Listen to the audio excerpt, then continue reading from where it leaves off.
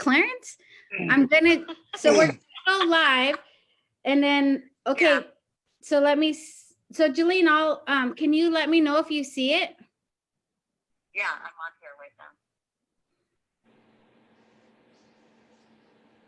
Oh, yeah. It should say live on your Zoom. Yeah, because there's a delay. Oh, Clarence, I'm gonna, so we're Didn't party last night. If you weren't partying last night. So let me, You're live now. Okay. Okay. Can Bye. you, Have a good one. Bye. okay, you guys, we're live now. I got it figured out. I could hear, they could hear us talking about every other.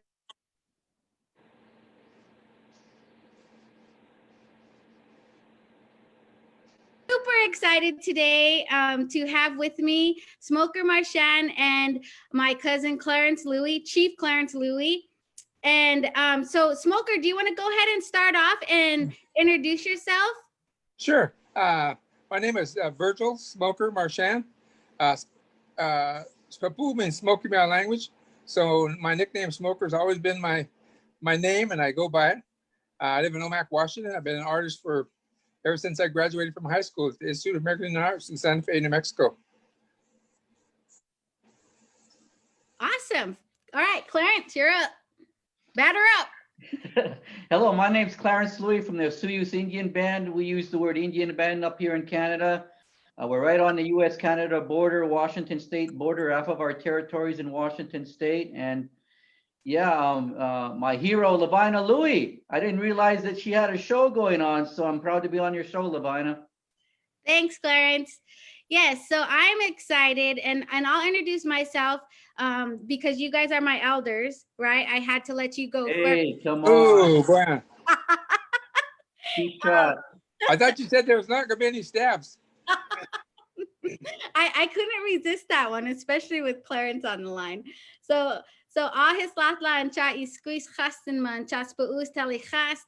Hello, my friends. My Indian name is Chastenma, which means talks good, which was given to me by my yaya, who is my maternal grandmother. My heart is very happy to be here with all of you today. I am very excited to have an opportunity to be in the presence of two of my role models and two of the people that I've looked up to all of my life.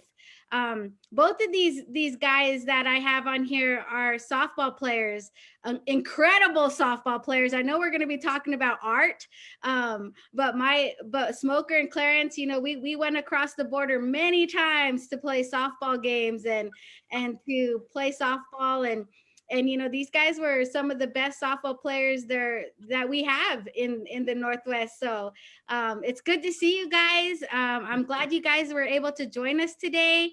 The reason why I asked my cousin Clarence to join us is because he actually worked with Smoker a lot on his reserve to have a lot of his artwork placed on the reserve in Osuyus. And so that's why I asked Clarence to be here. But before we you know, we want to let people get online and get people to join in. So before we get into like showing Smoker's art and everything, I just want to first of all just talk a little bit about like what was your inspiration? So for Smoker, like what inspired you to do art? Well, I didn't know I was an artist.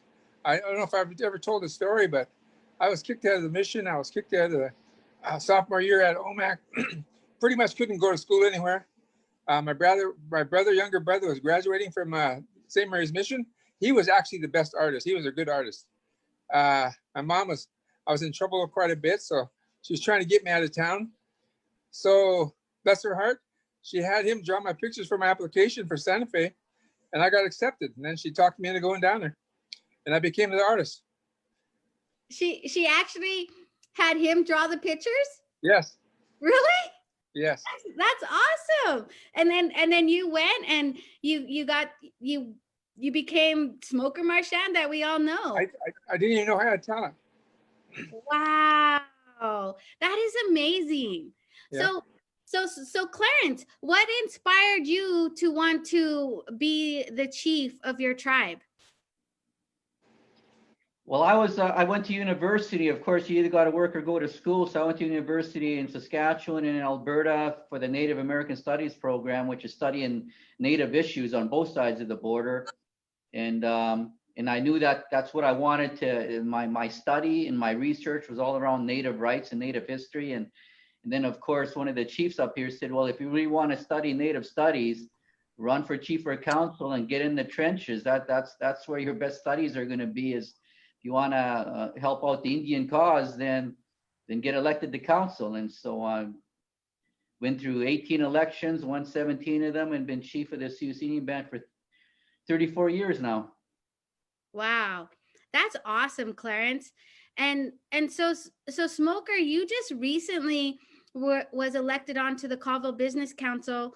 And and we have Okanagan. Our Okanagan blood runs from down in Omak, Okanagan, all the way up to Osuyus. We have Lakes blood, Snikes that blood on the Inchalim side that runs all the way up to the Canadian border. So Smoker, what was it that made you decide you wanted to run for tribal council? Well, I just thought it was my time. I thought about it for a long time. Everybody asked me, when are you going to run for council? I said, I'm not old enough. That was my excuse. And now I'm almost too old, but that was really, I always had intentions of running, and I just felt it was my time. When I ran, I went and talked to my competitor and said, I'm going to run. Even though I voted for him the year before or 2 years, I said, I'm going to run for council. I think it's my time. And so I went after it. Yeah. Awesome. And so as now that you are both tribal leaders for your people, what does it mean to you to be a tribal leader? To be Well, and not only tribal leader, but what does it mean to be a leader? I think to being transparent, and really letting people know what's going on, because that's the important thing. That's the issue that I've seen that's missing here. I've got a lot of support from people just because I answer them. They call me, I find out for them. I get support for them. It's not necessarily on a job, but I think if they wouldn't be calling me, if people would answer their phones. So I got a little bit more, I guess, my foot in the door to kind of get things done. Yeah. What about you, Clarence? Smoker's right. Being a tribal leader means getting things done. That's what leaders do. If you don't get things done, even in a job, you should get your ass fired. So in any case, it's getting things done. It's wanting to help your community out from cradle to grave. Because as a tribal leader, you're involved in everything from cradle to grave, and you got to make sure your people are looked after, and then that means having the jobs, having the money, economic development, and cultural programs, elders programs, youth programs. Everything costs money. So it's a matter of helping your people out from cradle to grave. And like Smoker said, being transparent and being honest is probably the number one thing. You got to be honest, and you got to give the bad news sometimes. And some people can't handle the truth, but you still got to tell them the truth. Yeah. Yeah, and that is, and and both of like our dad and our mom both served on tribal council, dad for 18 years and mom for 9 years. And as a tribal leader, you have to sacrifice a lot of your own time, your own family, your job, and dad used to always tell us, that the people come before my family now. And I have to do I have to serve my people the best way that I can. And so that I know that's really important. And so what is like in this climate, like I know, like when we were going through the our national elections, Clarence was texting me and jabbing at me for how America was voting. And so when we have things like going on a national level, that there's so much conflict, there's so much fighting, there's fake news, there's there's all this stuff going on, and then on top of that we have a pandemic, right? We have COVID-19, and we have family members who are dying, we have community members who are getting this virus and they're dying. So how are you guys taking care of yourself during this pandemic? What are you doing to protect your family, your community, yourself? what are you guys doing in that area? Smoker? Well, I know within the tribe, we're really laying the law on many of our employees because they're still not taking things serious. 80% of the positive cases, 211 cases, came out of that building, and that's a scary place for me because I'm vulnerable, and we're really pushing hard to make these guys. We're going to start disciplining them, if they don't start taking care of themselves, because that it shuts our program. Right now we're closed. I mean, many of our facilities are closed. We have essential people working right now. Even in an enclosed environment, people are still getting sick, and it's really a personal thing. They're not taking it serious, and you got to do something about that. Yeah. What about you guys, Clarence? How are the numbers up there in Canada? Well, I can only talk about the Okanagan Valley numbers. They're not as bad as the populated areas on the coast, but there's still COVID in the Okanagan. We've had a few incidences on the res here, and of course, like everybody else, wear masks, sanitizers, putting up the plastic screens in our businesses, and having some shutdowns every once in a while, and reduce travel, and doing what we're doing now, a lot of Zoom meetings, which is fine because I hate airports. I hated them for years. I don't want to be on planes anymore. And so I'm glad I'm not traveling. And I know that's always been one of the biggest complaints in Indian country is their leaders are never around. They're always flying off somewhere. So I mean, there's positives that way. At least res leadership should be staying home now and getting work done and looking after their home base. Yeah, that's a really good point, Clarence. And all across the United States and Canada, people are not being able to travel. And so, we are having to stay home and take care of our families, take care of our elders, take care of our babies. And I really like what you said, as a leader, your responsibility is from cradle to grave, and looking out for your people and taking care of them mentally, physically, spiritually, emotionally. And so there's a connection that you guys have, because Clarence, you had Smoker come up and do a lot of his ironwork, his artwork on your reserve. And so I'm going to share my screen, and we're going to start talking about art and the expression of art. And so I'm going to start sharing my screen. And then Smoker, what is one thing that you can think of? And I wanted to start with this picture because before we started the Zoom meeting, you guys kind of started talking about it a little bit. But what does this picture mean to you? This is probably the most special one I've ever did. It was the first horse and rider I ever did with Clarence. And this year really took off, especially up into Canada and all over. I've done, probably 30, 40 horse and riders. Even up in all the way up into Edmonton and around those areas. They actually came down and picked one up. They said, this should be at the entrance of every reserve in Canada. And that was just a special, compliment I got. But this one here was my first one I ever did. And it came out awesome. And I owe it all to Clarence. Yeah. So Clarence, when you asked Smoker to do this piece, what was your vision? It's at the entrance of our resort. We have a 4 or 5 star resort with our hotel, campground, RV park, cultural center, golf course on the south end of Osuyus Lake, or the north end of Osuyus Lake if you're coming up from Washington State. And I first met Smoker through Fastball, and I always knew he was a good artist. I bought paintings off him before. And then when I heard he was into sculptures or doing metal work, I ended up in I'm not an artist myself, even though I can sketch a little bit, but I get images in my mind, and I thought, okay, I'm going to talk to Smoker because I know he's an exceptional artist. I thought, okay, a horse and rider, which we call the chief sculpture, with the headdress on, holding a pipe up, and so Smoker and I go back and forth. Back then it was faxes. We'd fax each other back and forth. I'd say, this is the image in my mind. Can you put it to paper? And I'd say, change this or add that. And he'd draw it out again. We'd go back and forth a few times. And And then once I see the image that's in my mind where Smoker captured it on paper first, and I say, okay, go ahead, Smoker, get the thing going. But I want to check on it every once in a while, and I know Smoker would kind of get upset with me sometimes because I say, well, can you change this or add that or take that off or add this? And finally, we finished it.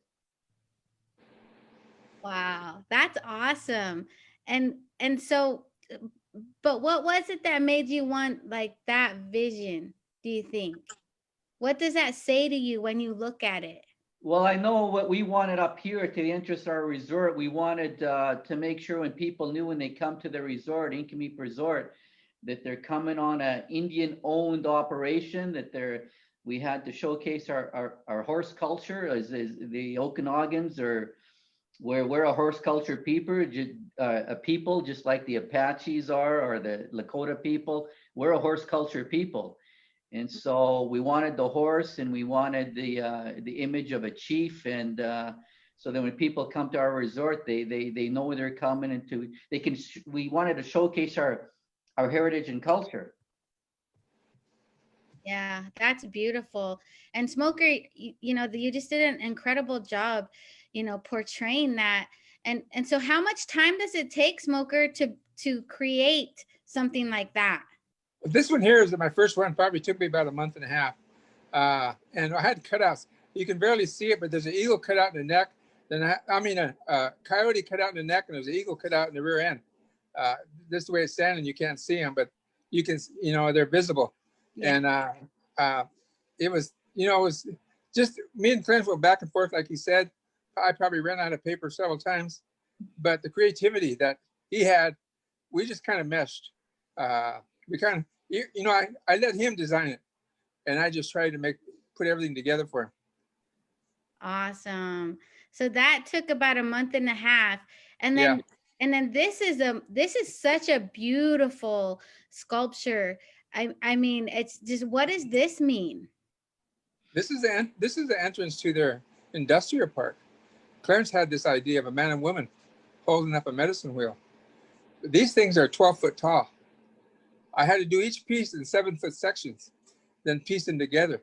And I didn't have the 8 foot circle, so I had to design it so they're all the right height, exactly balanced to hold that piece. That piece came in after. So it came out incredible. Better than I ever thought. I mean, I always said I could be an engineer if I didn't have to do the math. I can draw things on paper. They come out. Yeah, Smoker did an awesome job on that one. And the globe up, or I'm gonna call it a globe or medicine wheel, we had to take that to a different company where they engineered and they designed the 4 colors: red, white, yellow, and black, and those rings actually light up at night.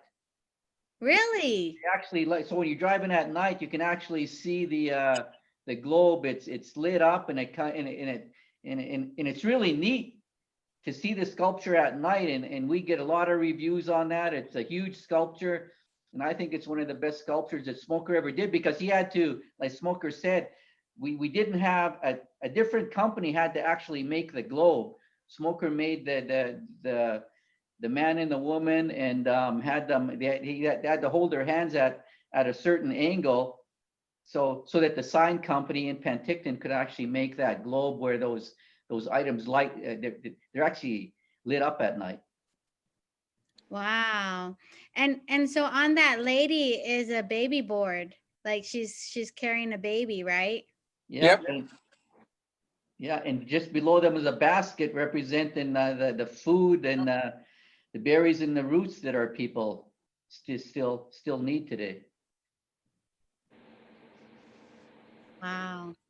So Smoker was what did you feel as you were creating this man and woman? What were you? You know what? That was the most difficult part. I drew it on paper, and then you have you start cutting it out, and you start doubting yourself. Because this is a huge piece. You got to really understand some kind of dynamics as far as bracing and making sure everything's going to hold up. And I had my uncle who does my welding for me, so he was really helpful, and because he was used to be a machinist, So he was very helping me in my design as far as how I was coming together. But it was a very difficult piece. Like I said, we had to do both of them in 7-foot sections and then slide them together and bounce them and make sure they were straight up and straight down. It was a difficult piece, I'll tell you. I always had this saying, and I've been tested so many times, is if I could draw it on paper, I could make it out of steel. But boy, there's times I didn't think I was going to get stuff done. Yeah. Well, yeah, this is definitely a beautiful piece of art. And this is so this must have been another one of your horse and rider pieces that That's you it. But what's different about that one, I remember asking Smoker, hey, Smoker, can you do one where the horse is reared up? Because he'd never done one before, and it's more difficult getting the balance and all of that sort of stuff. I said, Smoker, can you do one where we do a chief sculpture where the horse is reared up? Yeah. That was another tough one. So was it just hard, Smoker, to? Well, the bounce, the horse wasn't too bad, but to bounce the rider on her, so it wasn't tipping over. We got it so perfect. When we picked it up and laid it down, it was straight up and down. Wow. And how long did it take? That one there probably took about, I would say, almost 2 months, because it was one of his things. He wants color, and I can't do color until I have to get the steel done. So then that takes weeks to do. Right. That's where we argue. So how do you do the color? Like, what do you have to do? I sandblast each piece and then I paint it, put a primer on it. Usually I would 2 coats of primer and at least 3 coats of paint, oil paint.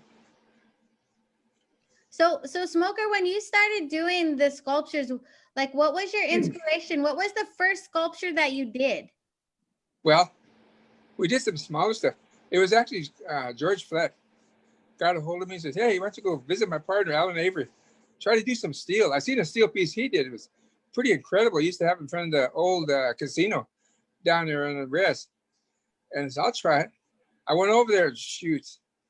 I didn't think I was going to make it because I'd never welded before. I'd never used a plasma cutter. And I was jumping every time I heard a spark and got burned. And it took me probably almost 2 weeks to get comfortable. And once I did, I just kind of took off with it. Wow. So what about this one? Because I love butterflies. So I feel like this is my sculpture and that Clarence needs to let me have it. It's actually on top. That thing's 5 stories high, 5 or 6 stories high. It's at our resort, at our hotel.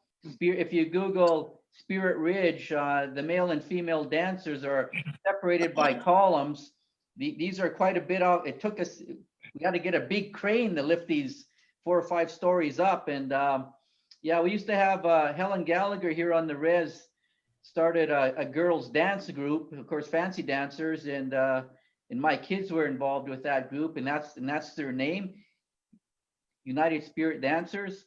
Mm-hmm. That was taken off of them, and it's a girls fancy dancer. Smoker did an awesome job on both dancers.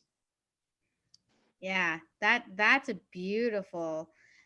What did you think, Smoker, when you were making this little dancer? Well, the biggest thing was trying to figure out that shawl and how I was going to get it around her, because steel, I bend everything. I don't have no tools. I have a 4-pound sledge and a vise. I bend everything with that. And so it was a difficult process. Just took me a little bit longer, to figure things out. Mm-hmm. How I wanted to look. I wanted to look as realistic as possible.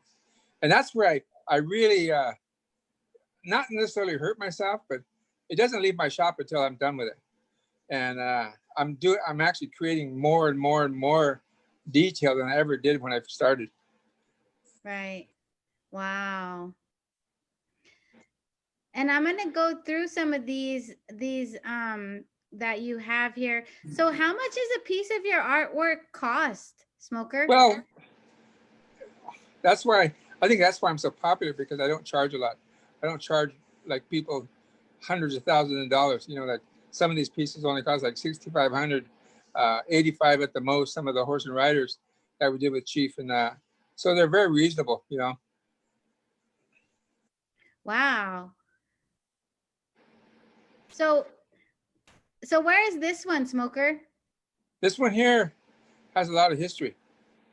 That horse right there, that's about almost 7 foot tall at the shoulders. No, it's 6'9" at the shoulders. And I did this horse first because I gave all my horses away when I lost my son. You know, you have to give up something. So I gave all my horses away. And they asked me to be a Grand Marshal in the parade, Omak Stampede. I didn't have a horse. So I made my own. And I rode this horse in the parade. And then I decided to put a rider on it with a buffalo, holding a buffalo skull. And everybody said, man, you're going to sell that for a lot. I said, you know what I'm going to do? I'm going to raffle it off so someone can win it. So that's what I did. It says an inch limb. A young man won it. Oh, wow. Really? Yeah. That's awesome. And Smoker, didn't the person that wanted an inch limb, didn't they give it to the health center there? I think. No, they just put it there because Oh. they live up in Hall Creek where nobody would have seen it. So they put it there. That's what it looks like in the winter. It's beautiful. Wow. It changes color, spring and summer and fall. Wow, that is just beautiful. Wait, I'm going backwards. So what about this one, Smoker? Holy moly. I never want to see another eagle again. I got about 400 pieces in that eagle, in the eagle feathers. And the wingspan, I think, is close to 7-8 feet. I put stainless on the claws. I put stainless on the tail feathers, burn them. It was a very, very difficult piece to do because I had to build it from the inside out where everything could attach. And that was where, you know, when you design stuff on paper, you could draw it out, but you can't see what's going to go underneath it until you start doing it. Mm-hmm. So I actually had to build like a cage, like the body around it and stuff, so I could start welding stuff to it. And I couldn't even bend my finger. I couldn't even pick up nothing with my fingers when I was done with it. I mean, because I grinded both my two hands off, trying to hold pieces in place and grind all the slag off. It was a tough piece, but it came out awesome. Wow. So where is this eagle at? It's up in. I'll let Clarence explain that. Yeah, up in Canada, our people were sent to Indian residential schools. I know in the States they're called Indian boarding schools, but our people were sent to residential schools, which is the same thing as it is a boarding school. They weren't very good places. And most bands, and we use the term bands up here, most bands have a residential school, something to symbolizes the dark times of when our kids were taken away as kids and were sent away to these schools. Our people in at Osoyoos were sent to Cranbrook, which is a long ways away, and Kamloops. And residential school survivors is what they're called. So we have a wall, a memorial wall built out of bricks in the shape. And most of those residential schools were red brick buildings.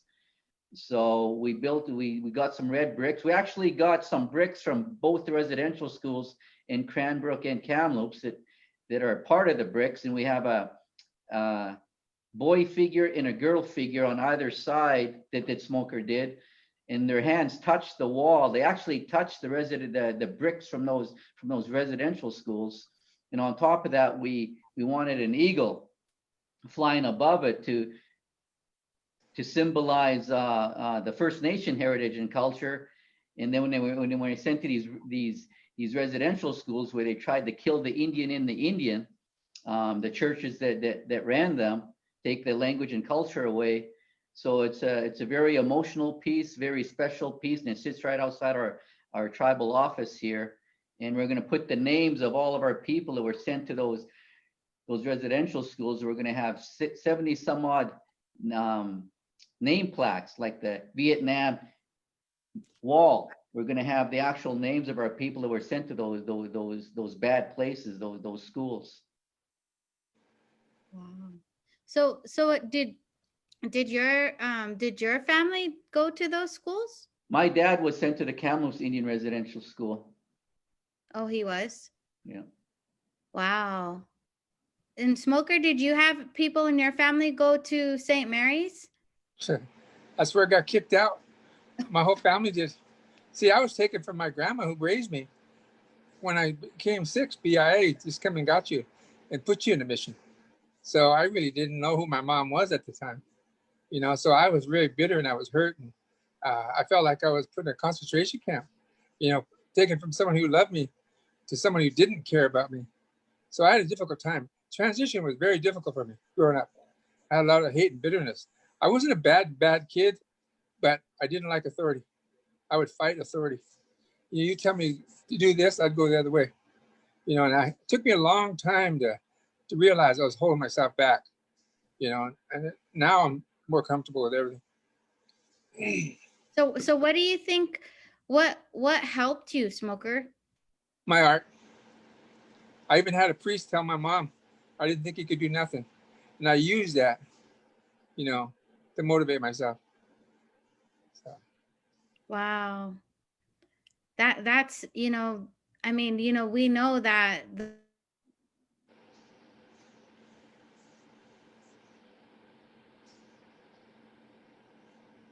you know, and when I do my presentations all over on Zoom now, but used to be in person, you know, we made videos about that, you know, about the boarding schools, and because it's such an impactful thing, and so all of us on both sides of the border, you know, we're trying to heal from that. And so when you were making that eagle, Smoker, what was that a lot of healing for you, knowing what it was for? Well, not necessarily for me. I knew it was going to make an impact on the people I was doing it for. That was the most important thing. You know, I researched a lot of this stuff before I even did it. And I tell you something, you know, I thought it was bad where I came from. They put these kids in cattle trucks, shoulder to shoulder, and took them 4 miles up into Calgary and places where they couldn't stop. They, you know, you just imagine what those kids went through. So it's a very spiritual thing for me to try to do something that was going to help them. And I think that's what my art does. It helps a lot of people. I've seen a lot of people tell me, you know, that means a lot, you know, and so. Yeah. So Clarence, with you guys placing that eagle in front of your band office, how did you guys like have a ceremony to do that? Yeah, but of course, COVID, we haven't had the opening ceremony yet. And of course, Smoker has to be there. And the people that went to residential school at both those places, and plus some of their friends they made over in the Kootenai territory, in the Shuswap country, are going to come down for that ceremony. We were going to have it this year, but of course, COVID stopped all those type of gatherings. So we hope to have it next year.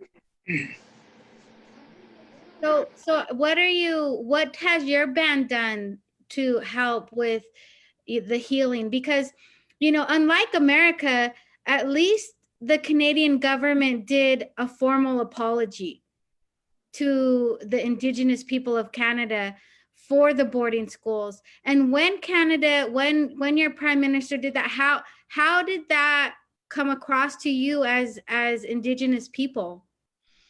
Well, of course, you have to talk to the residential school survivors or boarding school survivors themselves. Everyone has their own different views, whether it's deep hatred or some hatred or partial hatred or whatnot. And some people have told me that an apology will never be enough, even though they gave each residential school survivor one-time payment of $10,000 and $1,000 or $2,000 for every year they went. So some people up here got like $20,000 or $30,000 checks from the federal government. And I know one person in Penticton used that money to actually build a longhouse, a cultural house, which they still use for winter dances.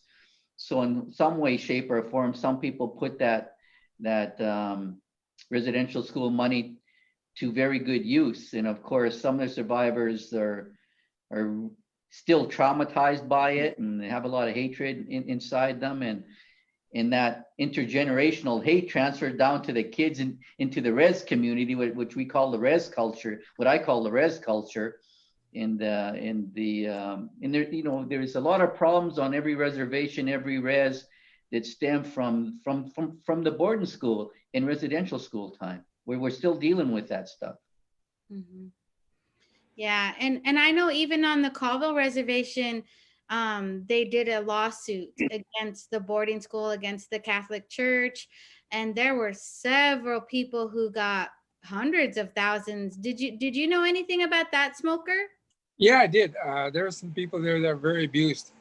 I don't think, that's the scariest thing about it. I don't remember a lot about that school, other than and that's what scares me sometimes, that someday something will come out, you know. So, but they deserved it. I mean, they were abused, Hmm. very abused. Some of my family members were one of them. So, Yeah. Yeah, and just like just like you said, Clarence, the money that you receive isn't going to replace the hurt that's inside of you, and the hurt, but and that's what our organization is about. Is we're about healing from that trauma.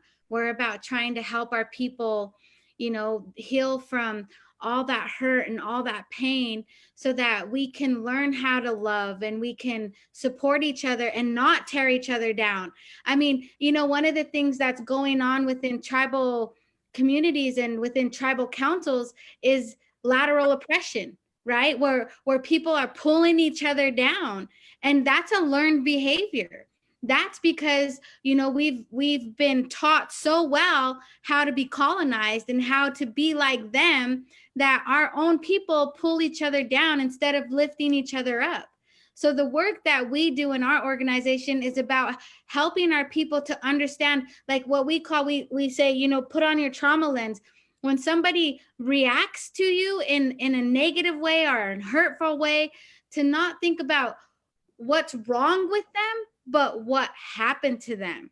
What happened to them to cause them to be so angry or so hurtful, or so, like, I mean, we all deal with it in different ways, the trauma that we carry. Some of us deal with it in a way that we're perfect, right? We go to school, we get our education, we make everybody think that we're fine and we're okay, and we put on this, and that's how we cover up our pain. So we all deal with it in different ways. And so, what are some of the ways, because I think one of the biggest teachings that I learned when I was like, I was kind of just little, was, I remember mom and dad were fighting, and they were like, just arguing, and mom said, well, that's not how a father's supposed to be. And I remember dad just turned around and said, I don't know how to be a father. I never had a father. How am I supposed to know that? Nobody taught me. Like that's the way dad responded. And I remember just thinking, like, how come dad doesn't know how to be a dad? Like, I didn't, as a kid, I didn't understand that. But as I went to high school and learned about historical trauma and learned about boarding schools and learned about our history, the true history, then I was able to understand why dad said that. And, so what are some of the things that you guys have done to heal from that pain? well, I think on my side is basically, I started looking at myself. I was blaming people today for something that happened 50, 60 years ago, when I was growing up. And I had to realize, you don't forget, but you got to forgive a little bit. And I think I held myself back a lot. And that's where I really seen the problem. It wasn't just what I was, what people were trying to do to me. It was what I was trying to do to them. And I had to let that go. Mm-hmm. And I didn't, like when you're talking about being a dad, that's one of my biggest things. I raised my kids like I was raised. My mom raised me, raised all 7 of us, plus 7 more in our household. So I never had a dad, so I didn't know how to be a dad. And one day I decided to do this shirt because I sit down and talk to him. I said, you know what? I'm going to apologize to you because I raised you like I was raised, And they could go, oh, no, you're a good dad. No, I said, I'm not. But I did this shirt, had warrior across it. And right above it in small letters was true warrior. And underneath it I put on there, you only have yourself to blame. And I give it to each one of my boys. And I apologize to them. Wow, that's powerful. So on the res up here, I mean, every res has the Indian crab syndrome. Every res has that. And that comes from those missionary schools where in fact, one of the chief's wives up here wrote a book about being called, because everybody just had a number. The nuns called her by a number. And she said one day she got brand new shoes sent to her. And she's just a small girl. But the other Indian kids teased her because she had something new. So she cried, she went around in the back and she scuffed up her shoes. She made them look ugly to fit in. And that type of attitude still exists on every res when somebody gets something new, whether it's a new car or whatever it is. Especially if you're on council. It's kind of stupid if you have something new. You can actually lose votes for having the new car. The white people never do that with their elected leaders. But that attitude of, pulling each other down and the res politics is a blood sport and it sucks. But that comes from from those boarding schools or those schools. And we got to change that attitude where you don't have to be poor to be Indian. You don't have to drive res bombs to be Indian. That's a bunch of BS. There's nothing wrong with our people having nice looking houses, nice vehicles, nice clothes. There's nothing wrong with that. We have to get back to what I call the working culture. Before boarding schools, before white people came in our territories, we were self-sufficient. We provided our own food, clothing, and shelter, which is hard work. There was no grocery store to go to. That's easy. You had to build your own home. You had to get out there and hunt and gather every day. Before the reserve system, our people came from a working culture, which means you went to bed early and you got up early. That's what we got to get back to, is that working culture. And that's why I focus on jobs. I mean, to me, the best social program's a job. I don't give a heck who you are. Living on welfare or existing on welfare is not Indian. We got to get back to the working culture of our ancestors. And so I'm proud of so many, some of the best workers on this res came from the residential school area. The best workers on most reserves that I've been on, and I've been on over 300 Indian reserves, Indian reservations on both sides of the border. The best, hardest workers are always in their 60s or 70s or 80s. I have a woman on this reserve. The oldest one on this res is 91. She's a rancher. She still works 7 days a week. She can outwork any of these young people, any one of them. That's what we've got to get back to, the hardworking attitude of our ancestors. That's where real healing and wellness is to me, is that if you can stand up and say, I love my job. I don't care if you're a janitor. I have some people that are janitors. They actually say they love their job. A teacher should be able to say, I love my job. A bookkeeper should be able to say, I love my job. Once they can say they love their job, they're a success. Well, and when you love what you do, it's not really work, right? Exactly. And so, and you're contributing at some level. And so, and I mean, that honestly, that's how I feel like with the work that I do. I love what I do. I don't even feel like it's work. I love reading books and I love quotes. And I heard a quote about pain the other day. There's two types of pain: pain that hurts you and pain that changes you. Yeah. Well, and that's so true, Clarence, because I think for me, like I thought about this the other day when we were doing one of these power hours. But when my little sister died, when we lost Dolly, that was hard. That was a big hit to our family. And I struggled with it because, my job was to help people, was to uplift kids and to work with them. And so when we lost Dolly, I felt like I didn't do my job, or I couldn't even help my own sister, is how I felt personally. But what I realized from her death was that I took that grief and I created programs that would help uplift our kids, that would help our kids express themselves, express their hurt, express their pain. And I committed my whole life to that.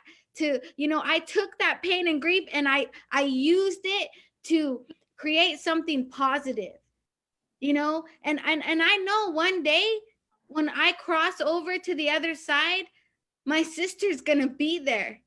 And I know that she's with me now. I know she's that little voice telling me to keep going, to keep working hard, to keep giving everything I've got. And, and that's healing, right? That's using your pain to do good for your people. And I really feel like that was how I dealt with her grief, with my grief. And, so that's a great quote, Clarence, that you just said. And and I know both of you have had loss in your lives, but you have both chosen to keep living and to keep working. Do either of you want to talk any about that? Well, a job, I mean, in Smoker, like he's got his art, and I mean, whether it's art, whether it's a job, it's amazing when I see people that, and some of them are residential school survivors. They went through a lot when they were kids. They didn't even have a childhood, and but because we've got the job opportunities for them, they have something to get up for every day. And some have said, if I didn't have my job, I just lost somebody in my family, and they say it's my job that's keeping me going. And I love my job, so that's why I love focusing on job creation. Every res needs to provide more jobs and more opportunity. You can't expect your educated people to come back and not have a good paying job, or else they're going to go work for another tribe. They're going to go work for white people. Educated, hardworking people will not sit around and stand in a welfare line. They're going to go where the good jobs are that gives them sense of purpose. I mean, a job is a big part of your life, it's half of your waking life. Everybody gets 24 hours. We all get 24 hours. Take 8 hours for sleep. That means you got 16 hours of waking time, and 8 hours of 5 days a week should be towards a job. That's how the simple math works. The math is simple once you figure it out. You got 16 hours a day to do something with. 8 hours should be family time and recreation or whatever, but 8 hours has to be for something you love doing. And I have people that work in vineyards here. I did that as a kid. I hated it, but man, some of those guys look at me and say, I love this job. I love just being out there by myself in those vines, or whether it's forestry or whatever it may be. So that's why, as Native people, we come from hardworking ancestors, man. We just got to get back to that. Yeah. Well, and I want to make sure I share a lot of these sculptures. Smoker, did you have anything else you wanted to share? No, I'm fine. So this is a really nice one here. This sculpture that you did, Smoker. Where's this one at? They just unveiled that at Yakima Tribe today, this morning. It actually has a staff with 14 feathers on it, representing the 14 bands of the Yakima Nation. Wow, that's awesome. It's about 8 foot tall. 8 foot. Wow. They gave me some drawings, some real old drawings of one of their chiefs, and this is me. I was trying to design the hair. This was the hardest part, boy.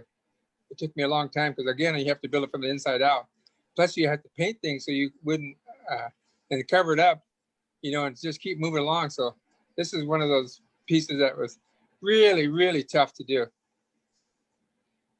Wow. There it is with the staff. Yeah. Oh, let me go back.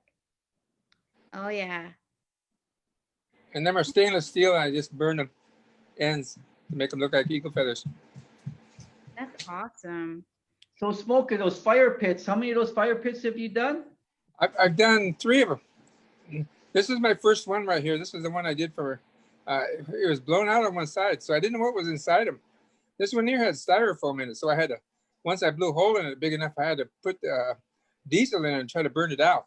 But the other one I did didn't have any styrofoam in it. This is the other one I did. I put 3 bears on each side 27 pieces in each one of those bears. And the wood goes inside there, and you burn Wood. it. Wood. I got you don't see it on this side, but on the other side of it, I got a little bit larger hole where you put the wood in. Hey, Smoker, I'll have to get you to do one of those, because of course on most reses, when there's a funeral, you have a fire going, or you have a fire pit going, and so I like that one with the bears for that LoVina showed there. You have to do one of those for us at our fire pit up at our hall that we use for funerals. I swore I'd never do another one. 27 pieces in each bear. Wow.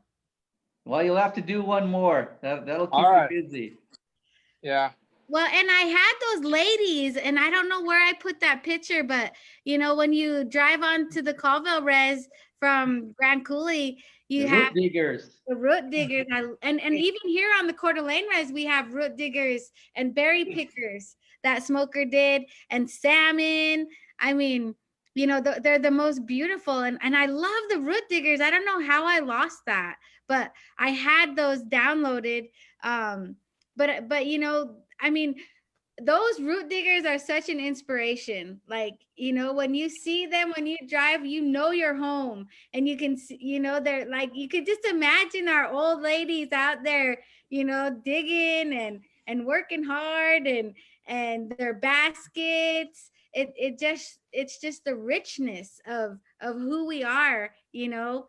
And then You know, and the thing is, I didn't realize it till after I did it. I got calls from the school first, and they were saying, "You don't know what you did. You opened some of our kids up that don't ever talk about stuff." They said now they're explaining to the kids what they do every season. You know, we have a ceremony, and then you have a dinner, and then you go out and root fest. And this is an old root digging site.